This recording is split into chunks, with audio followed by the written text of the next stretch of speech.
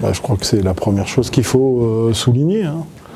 106-104 d'évaluation dans un match de Pro A, ça c'est... Voilà, donc c'était d'abord un vrai beau match de basket avec 2 belles équipes, donc ça fait déjà plaisir pour les gens qui viennent dans les salles. Voilà. Bon, après il faut un vainqueur, il y avait eu un beau match à Dijon, c'était pas nous. Ça équilibre, celui-là on le prenne. Ça fait d'autant plus plaisir que ça lance bien en 2014, ça nous permet de pas rentrer dans une mauvaise petite spirale après les 2 matchs de Noël, même si on comprenait les défaites, puisqu'on n'y avait pas été avec tous nos moyens, loin de là.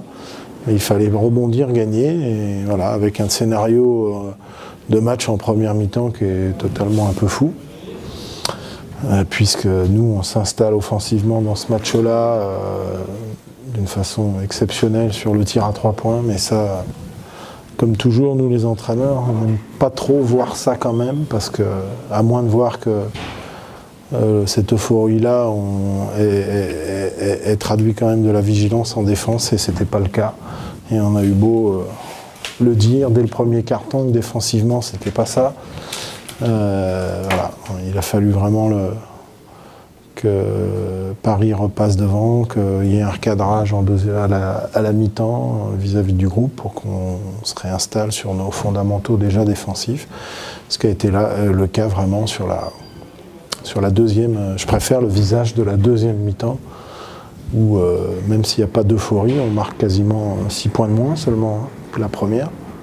Mais il y a surtout le pourcentage de Paris qui chute très très sérieusement. Et je préfère quand même ça, qu'on construise nos matchs comme ça, que plutôt que uniquement sur de l'euphorie offensive, qu'on ne sait pas toujours bien gérer dans nos têtes. Non, Paris n'est pas dans l'intensité et l'agressivité défensive au début de match. Donc comme une équipe qui joue pas trop mal au basket, qui bouge bien le ballon, ça a donné des positions ouvertes à 3 points qui étaient vraiment... voilà, et comme vous les mettez, voilà, mais c'est l'intensité défensive de Paris, leur agressivité qui n'est pas là au tout début. On en profite sur la base d'un bon jeu de passe et surtout d'une énorme efficacité. Mais après, quand eux sont montés dans l'intensité, nous, on n'était plus prêts. Et il aurait fallu qu'on l'aurait été si, défensivement, on était rentré dans le match avec la bonne agressivité, dureté, ce qui n'était pas le cas. Mais tant que vous êtes devant, et que vous avez beau le dire, les gars, ils regardent le tableau d'affichage, mais qu'est-ce qu'ils nous racontent ? Pourquoi ils nous parlent de notre défense ? On mène de 10 points. Ah oui, mais on sait très bien, mais ça, vous savez, si on était toujours à écouter 100% du temps, ce serait un trop beau métier. Oui, enfin bon, vous savez, vous mettez le panier, donc non, il n'y a pas grand-chose. Bon, maintenant, on a quand même perdu un ballon. Alors bon, cette fois-ci, je m'étais dit, je ne vais pas prendre de temps mort comme ça, et les autres, ils n'auront pas le temps de s'organiser, et puis nous, on n'aura pas le temps de cogiter, parce que vous avez 2 choix à moins de 8 secondes, c'est de prendre temps mort ou pas. Et quand vous prenez temps mort, des fois, ça cogite, l'équipe adverse, elle s'organise, et puis finalement, ça ne nous sourit pas. Donc finalement, cette fois-ci, j'ai dit, je ne vais pas prendre de temps mort, parce que quand je les ai pris à Dijon, ça n'a servi à rien. Et puis on a quand même perdu un ballon qui aurait pu nous coûter le match à la fin, quoi. Mais c'est vrai qu'avant, on a Terence qui fait un 2 sur 2, donc il faut le souligner au lancer franc. C'est pas toujours gagné d'avance, ça. Et puis on fait sur le temps mort qu'on prend, on cible vraiment en plus l'action sur Kyle. On l'exécute bien. Kyle prend la responsabilité, il marque. Après, c'est lui qui marque. On a fait ce qu'on voulait, donc on a bien géré ces moments-là, que ce soit au lancer franc, en attaque. Voilà, mais après encore faut-il marquer panier à 2 points et les 2 lancers francs. Mais ça appartient à Kyle, ça appartient à Terence.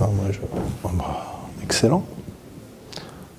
Excellent. On espérait, dans le meilleur des cas, on se disait si on en gagne 8, ce sera très bien. Ce sera déjà très bien. Donc si vous en êtes à 10, c'est excellent comme bilan en termes de résultats. Personne n'attendait Orléans à 10 victoires. Ou même Dijon à 10 victoires. Donc c'est 2 très très belles surprises. Donc ça c'est une vraie belle satisfaction. Voilà, mais je reste conscient que la phase retour risque d'être terrible. Parce que, comme on l'a dit à une époque, les équipes du bas de tableau vont remonter, Paris est remonté, Gravelines commence à remonter, Villeurbanne, ils commencent à remonter, on verra ce qu'ils font. Châlons, ils commencent à remonter. Donc là, ça laisse présager une phase retour très difficile, mais pour nous, mais pour tout le monde. Hein. Donc pour l'instant, c'est nous qui avons l'avantage. On va finir cette phase aller deuxième ou troisième. Je rappelle quand même que le classement, c'est le quotient général. Pas celui que je vois depuis 3 semaines. Donc c'est au quotient. Donc on va finir deuxième ou troisième en cas de victoire de Limoges contre l'Asvel sur la phase aller. Donc on sera, voilà, c'est une vraie satisfaction d'être sur le podium à la fin de la phase aller. Voilà.